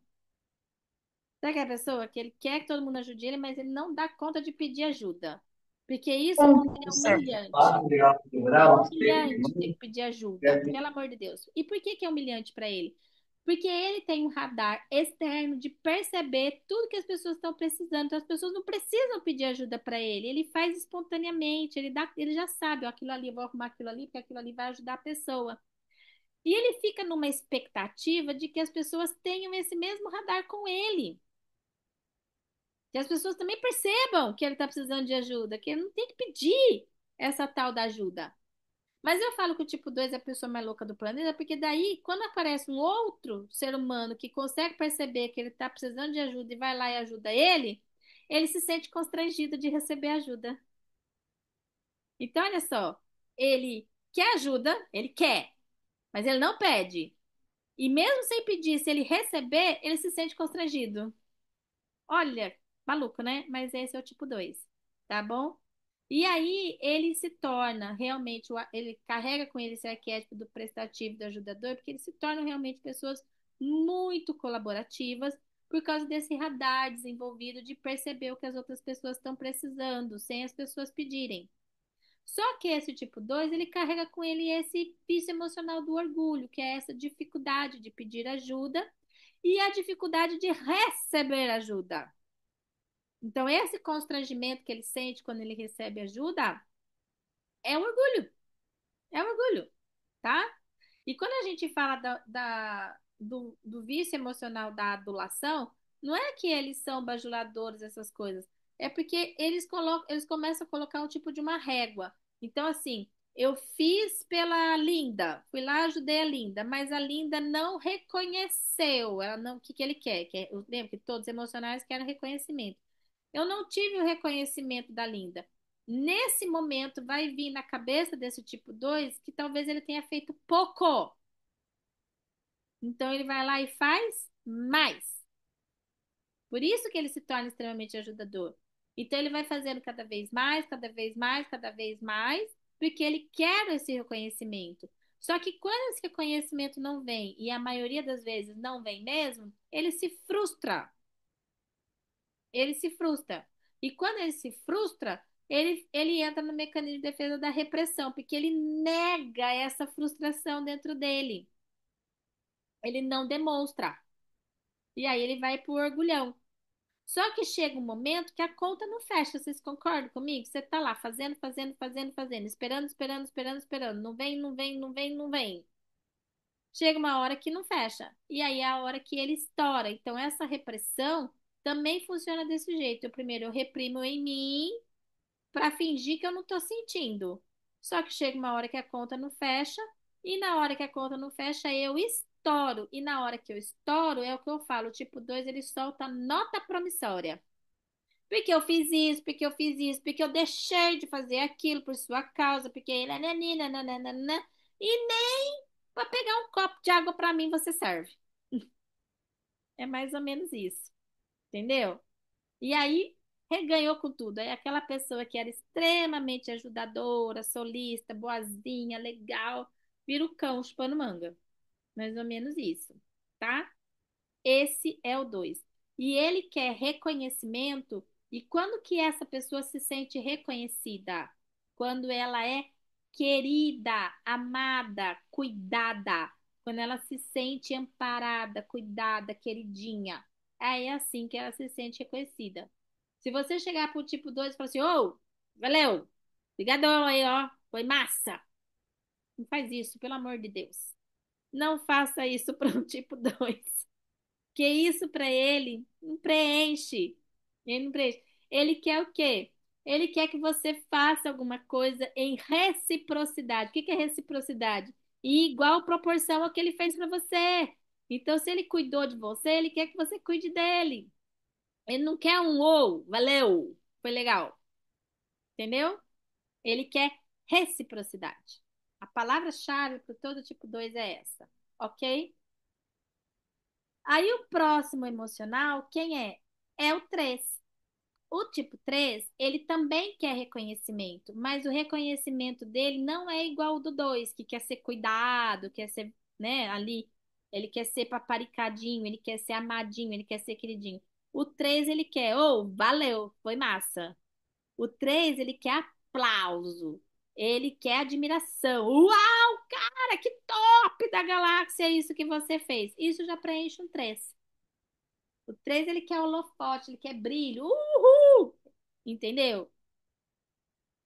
Isso satisfaz muito um 3. Ele quer ter essa percepção de que as pessoas valorizam o que ele faz. Então, ele tem sim um arquétipo de uma pessoa muito produtiva, muito realizadora. Por quê? Porque ele entende que quanto mais ele faz, mais resultado ele tem, quanto mais produtivo ele for, mais ele vai receber aplauso. E quando ele recebe aplauso, ele se sente reconhecido, ele se sente valorizado. Então, para ele, reconhecimento é isso, é ele ver que as pessoas dão valor para aquilo que ele faz, para aquilo que ele conquista, certo? E com isso ele acaba carregando dentro dele uma visão de mundo de que sucesso, ou seja, eu só tenho valor se eu tiver sucesso, e da vaidade, porque esse aplauso, né, faz você recebe aplauso, você quer mais aplauso, tudo bem? Então são pessoas extremamente vaidosas, em vários sentidos, tá bom? Em vários sentidos. Só que ele acaba desenvolvendo também um negócio chamado auto-engano. Por quê? Porque ele acaba achando que quando ele não recebe aplauso, ele não tem valor. Que o valor pessoal dele só é digno em cima daquilo que ele faz. E não aquele valor pelo simples fato dele ser quem ele é. Que se ele não tiver resultado, se ele não tiver sucesso, ele não tem valor. Então, isso é um auto-engano. E ele começa a criar esse mecanismo de identificação, que é o quê? Faz de conta que eu sou um 3. Eu vou primeiro identificar o que a Linda valoriza. Então, ele é um camaleão e se torna para a Linda a pessoa que a Linda valoriza. Aí eu vou falar com a Pamela valoriza outra coisa. Então, com a Pamela, eu me comporto de um jeito diferente para que a Pamela me dê valor. Aí eu vou falar com a Grácia já é outra coisa que ela valoriza. Então, quando você vai ver, é uma pessoa de mil facetas. Por quê? Ela vai se ajustando ao que ele percebe que o outro valoriza, porque às vezes o outro nem valoriza, tá? É meio nóia mesmo. Às vezes o outro nem tá valorizando muito, mas ele tá lá fazendo um esforço tremendo para ter esse valor aos olhos da outra pessoa. Tudo bem? E aí, o último dos emocionais é o 4, que é o emocional mais intenso, ele é mais profundo e ele também é mais individualista. Então, a visão de mundo do 4 ele é a falta, por quê? Porque ele tem uma necessidade de preenchimento interno. O reconhecimento, que ele quer reconhecimento tanto como 2 como 3, mas o reconhecimento vem para ele através dessa sensação de preenchimento. Ele quer se sentir especial, ele não quer ser tratado como todo mundo. O tipo 4 ele quer ser tratado de uma forma diferente. Então, se você trata um tipo 4 como você trata todo mundo, você dificilmente vai ter esse tipo 4 como uma pessoa que quer estar com você. Ele não vai querer estar com você. Ele não vai querer ter você no seu ciclo de relacionamento dele, Se você não tratá-lo de uma forma diferente, se você não tratá-lo de uma forma especial, ele vai se sentir diminuído, ele vai se sentir não pertencente.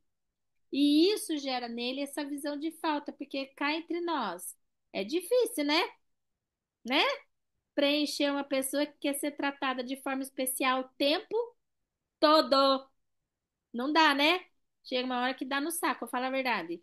Então, nele desperta, ai, ninguém me entende, eu não consigo o que eu quero, porque eu sou diferente, porque ninguém me compreende. Então, ele vai gerando essa sensação de falta. E ele gera nele esse vício emocional da inveja que funciona como uma comparação, porque ele começa a se comparar. Ele começa a olhar, você não fez para mim, mas fez para fulana. Você não comprou para mim, mas comprou para fulano.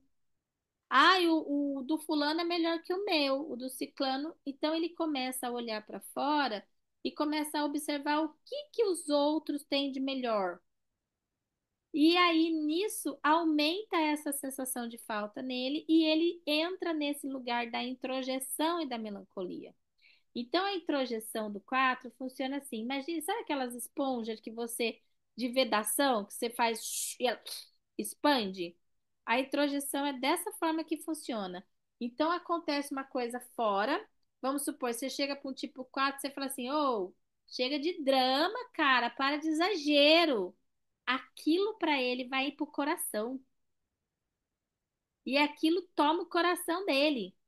Aí quando vê, passou um mês e a pessoa ainda tá ali, triste, porque você falou isso pra ela, você nem lembrar que você falou isso pra pessoa. Mas aquilo ficou remoendo dentro dela.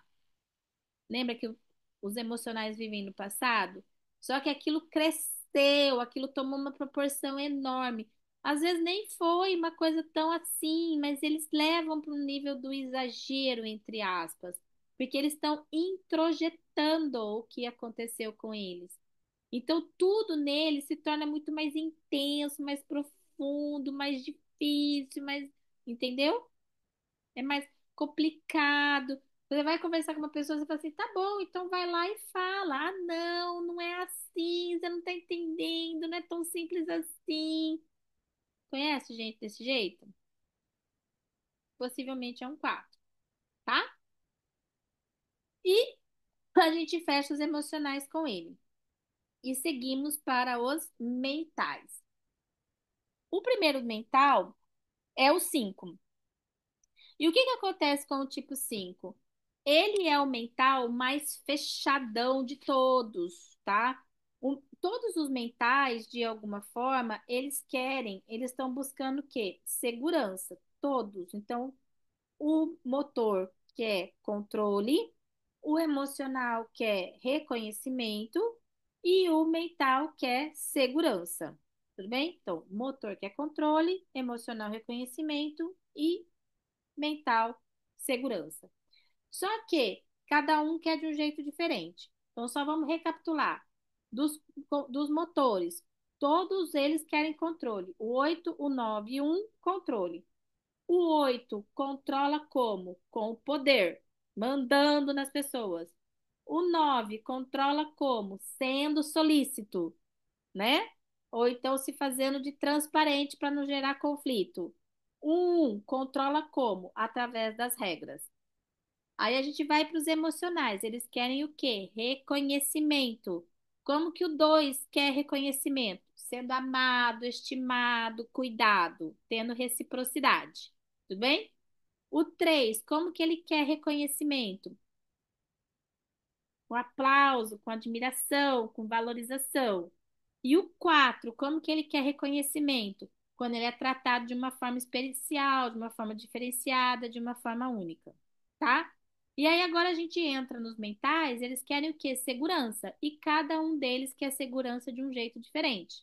O 5, ele se sente seguro quando ele sabe das coisas, quando ele tem conhecimento sobre as coisas. Então ele se torna uma pessoa extremamente reservada, extremamente analítica e a visão de mundo dele é saber, conhecer. Então ele tem uma busca por conhecer. Então você chega para o tipo 5 e fala: "O que que você acha de não sei o quê?" Ele não, eu preciso entender melhor isso. Eu preciso estudar melhor, eu preciso compreender isso melhor. Ah, eu não sei nada sobre isso, eu não vou dar palpite. Então, o 5 ele só vai entrar no movimento de algo se ele tiver certeza disso, se ele tiver ciência disso, porque senão ele não se sente seguro. Então, o que faz o tipo 5 se sentir seguro? Conhecimento, tá bom? Só que ele tem uma visão de mundo de que se ele começar a colocar para fora tudo aquilo que ele sabe, ele vai ficar sem. Então ele desenvolve a avareza. A avareza não é no sentido financeiro, mas pode ser também, mas não necessariamente. A avareza de quê? De se expor, expor o que sabe, expor as suas emoções, de se expor fisicamente nos lugares, porque eles são pessoas mais reservadas, entendeu? Então eles ficam retendo essas informações, retendo os seus sentimentos. Eles se isolam de tudo, de todos que está acontecendo. Quer deixar uns tipo 5 pistola da vida? É perguntar para ele o que, que ele está sentindo. É, se você insistir nessa pergunta, é perigoso ele nunca mais conversar com você. Você vai gerar um trauma nessa pessoa. Ela vai querer ser seu amigo. Se você ficar falando, não, fala pra mim, se abre, você não tá legal. Você lascou a sua amizade com essa pessoa. Quer deixar esse tipo 5 pistola? Aparece na casa dele sem avisar. Aparece na casa de um tipo 5 sem avisar. Ele não vai atender a campainha. A melhor coisa que existe pro tipo 5 é o modo silencioso do celular. Para ele é paz absoluta. Entendeu? Eles não querem essa. Para eles é uma invasão de espaço, tá? E isso te deixa eles extremamente inseguros. Então a gente pode dizer que é o arquétipo daquela pessoa meio fechadona, sabe? O fechadão, aquela pessoa mais na dele. É o 5, tá? É um lugar onde ele se sente muito seguro. Aí o segundo mental é o 6, que também quer segurança, mas como que ele se sente seguro? Através do senso de orientação. Então são pessoas extremamente planejadoras, pessoas extremamente preocupadas, precavidas, aonde ela tem o medo como vício emocional. Então elas têm muito receio das coisas, elas têm dificuldade de confiar nas pessoas, de confiar no que está acontecendo, porque para elas o mundo é arriscado. Então, quando elas conseguem ter o passo a passo do que vai ser feito, então, olha, a gente vai sair de casa, a gente vai passar em tal lugar, tal hora, depois a gente vai para não sei aonde, e a gente vai chegar lá às 7 horas da noite, aí 7 horas da noite vai acontecer isso. Então, quando você consegue antecipar tudo que vai acontecer para essa pessoa, ela se sente segura e vai dar bom. Mas chega para ela e fala assim: vamos ali. Ali onde? Ali! Vamos dar uma volta à toa. Nossa, e acabou com essa pessoa. Porque você tirou dela a coisa mais importante que ela quer, que é o senso de orientação. Se ela não tiver esse senso do que vai acontecer, ela se sente pressionada. E quando ela se sente pressionada, ela paralisa por causa do medo, porque ela se sente insegura.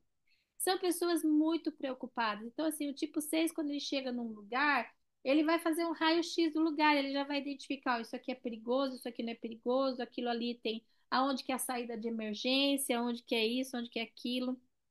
São aquelas pessoas que sai de casa, vai verificar se está tudo desligado, depois volta lá e verifica de novo. Não, só para ter certeza, deixa eu verificar de novo. Por quê? Porque eles não confiam neles mesmos. Eles têm uma grande dificuldade de confiar neles mesmos. Num nível mais patológico, esse excesso de proteção, de precaução, pode se transformar numa paranoia. Eles começam a criar coisas que nem existem por causa do medo. Eu costumo falar que o tipo 6 é o agente do FBI. E o que quer dizer isso, né? Ser um agente do FBI? Então, eles vão. para eles confiarem numa pessoa, para eles confiar, eles vão investigar. Eles vão fazer uma investigação. Você pode ter certeza. Eles vão consultar seu nome, eles vão ver, eles vão procurar saber se você tem ficha limpa. Eles têm um senso, um radarzinho muito apurado para coisa errada que está acontecendo. Mas não errado no sentido do que é certo, do que é errado. No coisa errada, assim, do que não é confiável, entendeu? Quando eles falam assim, tem caroço nesse angu, escuta, porque possivelmente tem mesmo. Se isso veio de um tipo 6, tá? E o último dos mentais, e não menos importante, é o 7. O 7 ele é um mental que ele se sente seguro como? Quando ele tem liberdade. Você quer deixar um tipo 7 inseguro? Tira dele a liberdade. O poder dele poder escolher o que ele quiser fazer na hora que ele quiser. Por quê? Porque essa pessoa, ela tem uma visão de mundo do prazer, então ele busca prazer no que ele está fazendo. Ele busca satisfação. E para ele, ele não suporta restrição. Ele não suporta ser cerceado. Chega pro tipo 7 e fala: "Você não pode fazer isso". Ou então você chega para ele e fala assim: "Ó, faça determinada coisa". Você automaticamente tirou dele as opções, por isso que ele tem a gula como vício emocional, porque ele quer ter opções de escolha e ele quer sentir prazer. Então, ele opta, dentre as opções que ele tem, ele sempre vai optar por aquilo que traz para ele mais satisfação. Tudo bem? Se você tira dele a satisfação e a opção de escolha, ele vai se sentir desprazer. Isso vai tirar dele o quê? A liberdade. Tirou a liberdade dele, ele se sente inseguro. E aí, quando ele se sente inseguro, como que ele foge dessa insegurança? Através da antecipação e da racionalização. Então, é muito comum o tipo 7 ele tá aqui, mas nessa situação agora ele não está sentindo prazer e ele não está tendo uma outra opção. Não tem outra opção, ele tem que estar aqui. Ele não tem outra opção, não tem opção de ir embora. Ele não tem a liberdade de fazer o que ele quiser.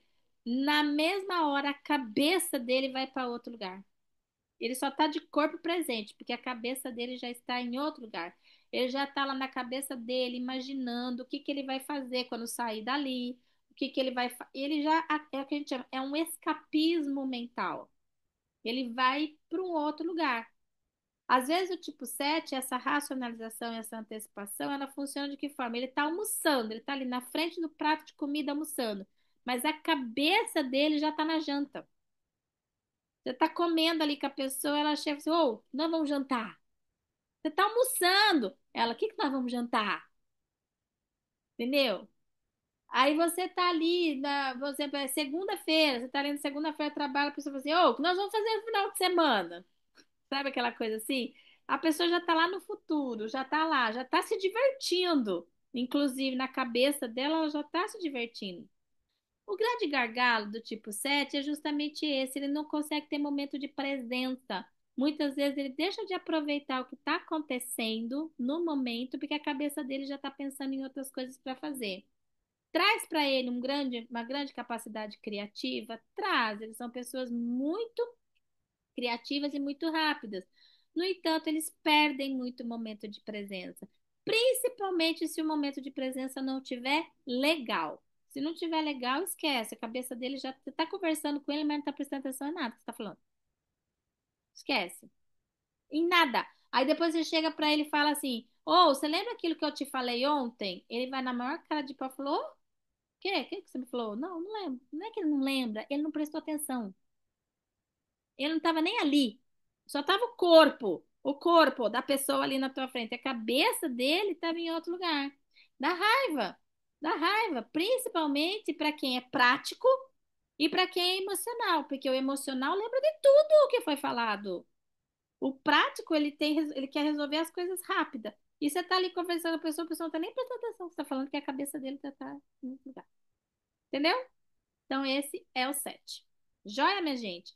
Então, só para a gente fazer uma recapitulada, porque isso daqui, que eu vou mostrar agora, é de fato uma das coisas mais importantes que a gente vai trabalhar lá dentro da mandala.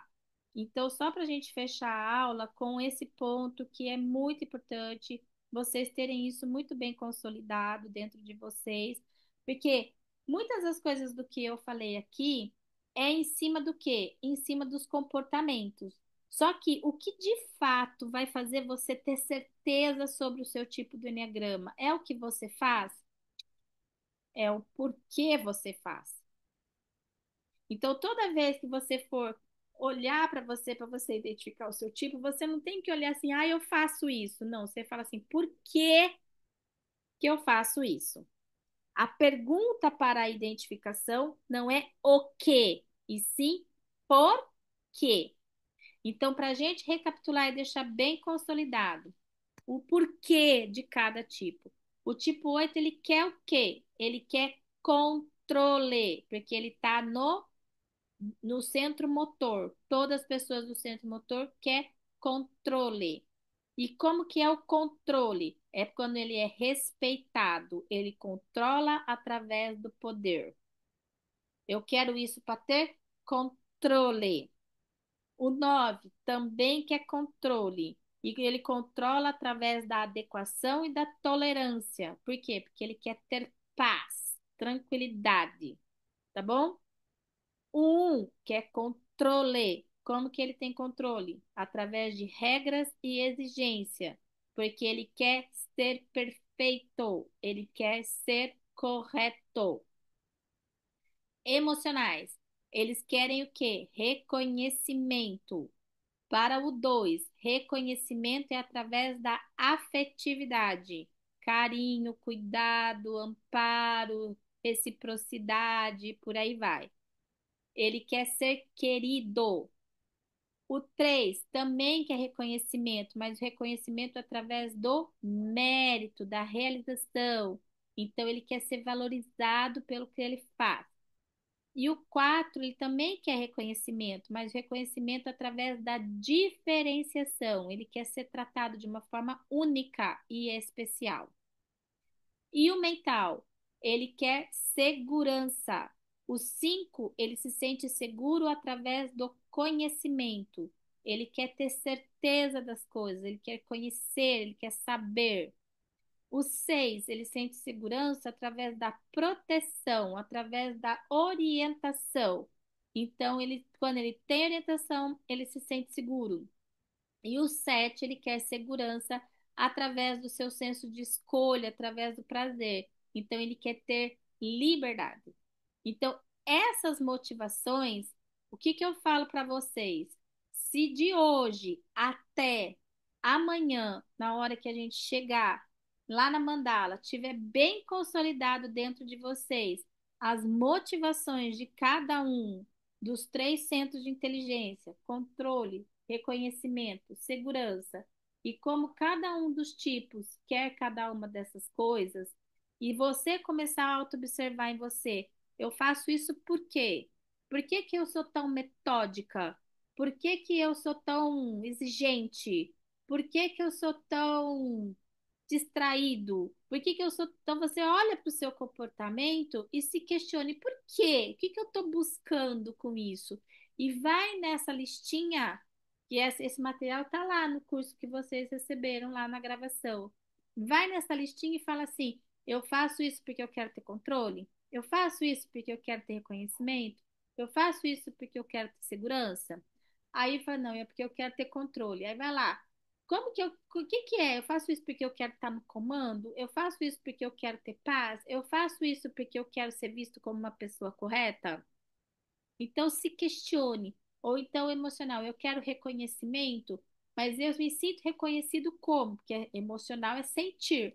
Eu me sinto reconhecido como? Quando cuidam de mim? Quando eu sou querido? Quando eu sou estimado? Quando eu tenho reciprocidade? Ou é quando eu sou valorizado? Como de alguma forma aplaudem, né? O que eu faço? Ou quando eu sou tratado de uma forma especial? Não, não, não, não. Eu quero ter segurança. Eu faço isso porque segurança é importante para mim. Mas como que eu me sinto seguro? Quando eu sei das coisas, quando eu tenho um senso de orientação e de proteção muito forte, ou quando eu me sinto livre para escolher o que eu bem entender.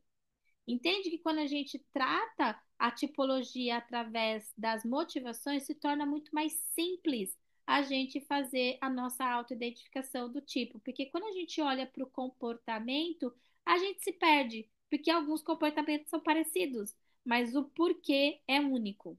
Tudo bem? Compreenderam isso? Ficou claro? Então, o que eu falo para vocês? Lá na imersão, o que que vai acontecer? Nós vamos chegar lá amanhã, por 6 horas da tarde, nós vamos iniciar.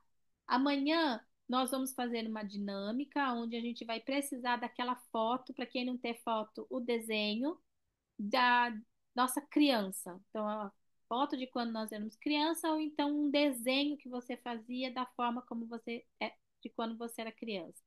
Então, nós vamos ter ali logo no começo uma dinâmica que nós vamos fazer para a gente começar a recuperar, a resgatar essas memórias da nossa infância. Lembra que eu falei que na mandala a gente vai trabalhar muito o aspecto da raiz disso tudo, da dor lá da nossa criança. Aí depois a gente vai entrar numa entrega de conteúdo, onde eu vou falar para vocês sobre os movimentos de flechas do Enneagrama. Por quê? Porque dentro da mandala a gente vai trabalhar esses movimentos de flechas. Então, não preciso falar desses movimentos de flecha agora, porque isso eu vou falar com mais profundidade lá na sexta-feira, tá bom? No sábado, a gente vai ter de manhã também uma entrega de conteúdo e na parte da tarde a gente vai começar logo depois do almoço as práticas energéticas dentro da mandala, que aí são os trabalhos individuais que eu vou fazer um por um. Por isso que a gente tem quantidade limitada de vagas, porque senão a gente não consegue terminar até 10 horas da noite, que é a hora que a gente tem que ir embora lá do espaço. Então, a gente vai começar por volta de umas 3, 4 horas da tarde e nós vamos até a parte da noite. É nesse momento que eu também vou fazer a validação do tipo de vocês. Obviamente que com a entrega do conteúdo que eu vou fazer na sexta-feira e no sábado de manhã, vocês já vão estar muito mais abertos para a identificação do tipo. Algumas pessoas já vão até ter identificado, mas quem não tiver identificado, no processo de validação vai ficar bem mais fácil, porque a gente já vai ter trabalhado bastante isso no sábado e no domingo, na sexta e no sábado de manhã. Aí no domingo a gente vai ter de manhã uma dinâmica de painéis, que é como se fosse realmente um fechamento daquilo que a gente vivenciou no sábado. E no domingo à tarde a gente vai ter a dinâmica da roda de cura energética, mais a ativação dos tapetes de vocês, porque vocês vão receber, vocês vão embora para casa com um tapete da mandala, cada um de vocês, para vocês poderem fazer as práticas energéticas em casa, se vocês quiserem. Então, a gente vai fazer a ativação do tapete de vocês através de uma dinâmica. E depois a gente vai ter a entrega dos certificados, tá bom? Alguma dúvida, gente?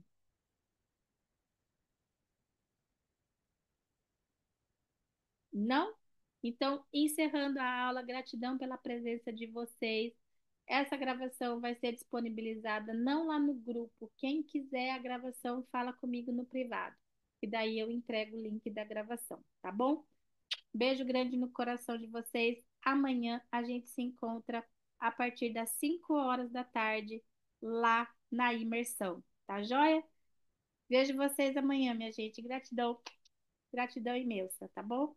Beijo de coração. Tchau, tchau.